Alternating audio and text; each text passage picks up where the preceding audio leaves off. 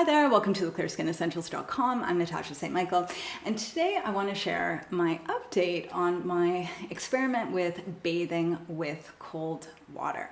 So some of you know that about a year ago, I started an experiment of wanting to see what would happen if I used cold water to wash my hair, to wash my body, my face, everything. What would happen if I exclusively used cold water to bathe with instead of hot water or warm water? I'd say about 3 months into the experiment, I did do a video talking about the benefits I saw, some of the obstacles, my results, all of that. And now I want to give you an update because it's been almost a year that I started the experiment.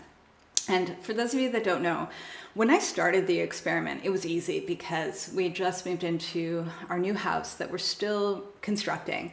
And at the time we didn't have a hot water heater. So it was not like I could cheat, or it wasn't like a struggle because I didn't have a choice. And we live in the tropics, so it's not a necessity to have hot water. It's definitely a luxury to have it, and it's definitely great to have hot water. But at the time, it was not something we desperately needed. It's not like we're in the cold winter weather and dying to have a hot shower. So pretty much for 8 months, we didn't have a hot water heater. And then last January, at the end of January, we finally got a hot water heater. And for the past 3 months, we've been using hot water. And so it was great to see the difference of only using cold water to using hot water again, and how that affected my hair, how that affected my skin, my face, all of that. And that's what I want to share with you today is, now that it's been a year that I've been using cold water, and have the option now to use hot water, what am I still using cold water for, and what have I been starting to use hot water for? Because I have to say that there's some things that are great with cold water, but there's other things that I actually got better results once I went back to using hot water. So yeah, let's talk about that. So let's first talk about my face. So I still wash my face using cold water. This is something that I will stick with forever. I saw a huge difference. Mainly, hot water always seemed to dry out my skin. It made my skin red. It just dehydrated my skin. And once I switched to using cold water, I just found that my skin was a lot less irritated and just more balanced. So this is just something that I prefer to stick with. I also like to wash my face before I shower. I don't wash my face ever in the shower. I find the water coming out of the shower head to be just a little bit harsh. I find just washing my face in the shower to be dehydrating. So I rather wash my face with using cold water before I take my shower, and I avoid getting my face wet in the shower. And sometimes people ask me, well, how do you wash your hair without getting your face wet? And it is easier. Like, I used to have like a handheld shower head, so that was always much easier. But now we have like an actual like built into the wall shower head that you just have to kind of work with it to avoid water getting on your face. But it is possible. And here and there, if I do get like a few droplets of water, like shampoo coming down my face, obviously I'm going to rinse it off. But in general, I really try to avoid getting my face wet in the shower and avoiding hot water. I find it much, much, much better.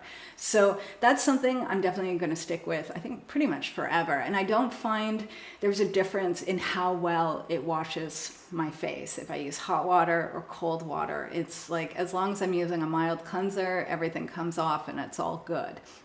So I'm definitely sticking with that. Now, with the skin on my body, this was an interesting thing because I did see the benefits of having a cold shower as opposed to having a hot one.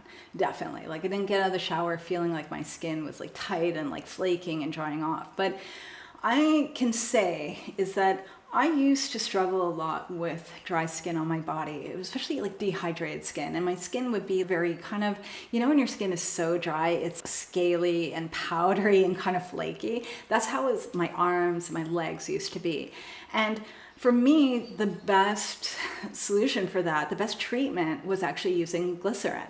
And this has been better than using any body oil or any moisturizer. Like, just using pure glycerin on my skin after I took a shower was like the best thing. It hydrated my skin, it balanced it out, it healed my skin. And sometimes I would just use it straight, or sometimes I would mix in an oil with it. But it really is like night and day how much it healed my skin. And I did a video about how to use glycerin on your body to help balance out dry skin. And I've gotten a lot of feedback from some of my subscribers saying that they too tried it and they got great results. So I found that once I balanced out my skin with glycerin, that when I went back to having hot showers and trying that again, I no longer needed to put products on my skin after having a shower. My skin was balanced and fine, and it's been now a few months that I've been having hot showers and I don't have dry skin on my body. So I really feel that if you already have dry skin, having hot showers on top of that is going to make it worse. But if your skin is normal and balanced and healthy, then it'll be resilient to those hot showers. I also don't take super long hot showers, but I do like hot showers. I have to admit that me and my husband, there's days where we're both like, yes, aren't we happy we finally have this hot water heater? Because it was great taking those refreshing cold showers, but having the choice of having a hot shower, especially at the end of the day, it's definitely like, we appreciate it so much. And I have to say, it's been like a few months since we got the hot water heater, but still to this day, we talk about how much we appreciate it. And, you know, it just feels good. So I like having the option. And I would say in the mornings, I prefer having a cold shower, especially after I work out. But in the evenings, I do like to unwind and have a hot shower. I find it relaxes me. It feels good. So I go back and forth and I have no problem with either cold or hot. Now, with my hair, this is where I found my results to be very interesting. So I've always been under the belief that it's better to use cold water, especially because before I did this experiment, I had always found that when I conditioned my hair, when I put conditioner in my hair and I'd rinse it out with cold water, my hair was always a lot less frizzier, it was smoother, it was softer, it was shinier. So I've always rinsed my hair at the end of my shower with cold water. I've always found that that's helped a lot. And so I always thought if I shampooed my hair and rinsed that out with cold water, it should be just as good. And it was very interesting to me when I started bathing with hot water again, was that my hair was like 100 times better. And it was like day and night. And I had not, for some reason, I didn't connect my hair not being so great with the cold water and shampooing with cold water. So pretty much the reason why I didn't connect it when I started bathing with cold water was because my hair has been kind of funny the past few years, and pretty much from postpartum hormones. If any of you have given birth, you know what it's like after you give birth. Your hair falls out and it changes texture, all of that. Like for me, I used to have really thick, curly, like ringlet curly hair. And up until I was pregnant with my first daughter. And when I gave birth, my hair went kind of like straight wavy. And my hair was no longer coarse. It became really kind of like smooth and nice. And it was great. And then after I gave birth to my second daughter, though, my hair was just getting kind of funky. And it was just dull and limp. And I always blamed it on my postpartum hormones. I thought, oh, well, maybe I'm just, this is what's happening because of, pregnancy and all that.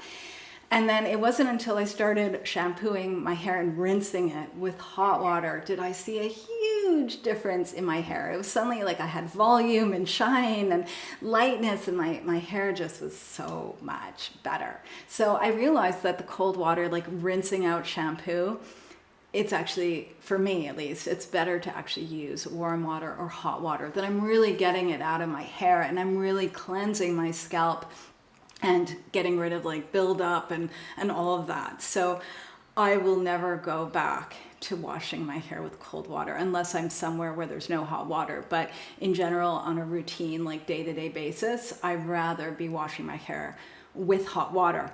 But I prefer conditioning my hair and rinsing out the conditioner. I still prefer doing that with cold water. There is a big difference. I find if I'm conditioning my hair and rinsing it out with hot water, my hair will get very frizzy. Whereas if I do a final rinse with cold water, it really helps to seal in my hair. It takes away the frizz.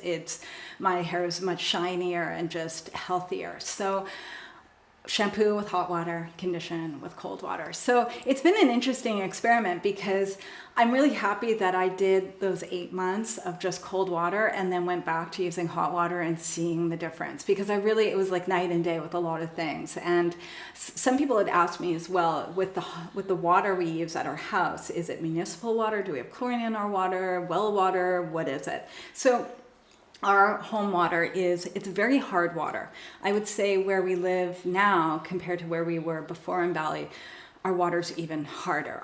We live in a rural area, and typically rural areas have hard water, and you might have runoff too from just like we're near rice fields and stuff. So the water is exceptionally hard. Like if there's like mineral deposits like everywhere, it builds up very, very quickly. And so there's a lot of minerals in the water. It's hard. There's a lot of bacteria in our water. It's not drinkable. And we have well water. Okay. So there's no chlorine or any of that in the water, but it's hard.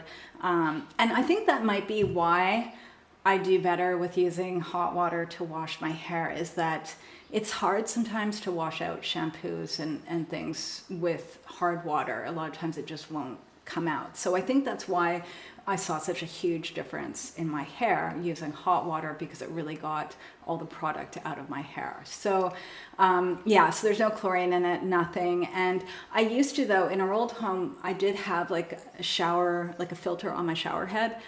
And I found that to be a lot better for my skin. So I have noticed, being here, I don't have the shower filter anymore. I want to get another one. Big difference with my skin. My skin is very sensitive. I get like heat rashes, things like that. And I found that all that would go away having the filter. It really just helped. My skin just did better having a filter on the water. So that is something that if you have sensitive skin, you might want to look into getting at least a shower filter, or if you can, get like a home filtration system. And that's definitely something on our list, and something in the future definitely want, but not happening just yet. So this is my update of bathing with cold water. If you've tried this experiment, please let us know like how it worked for you and what you liked, what you didn't, and your results. All right, I'm wishing everyone a fabulous day, and I'll see you again soon. Bye.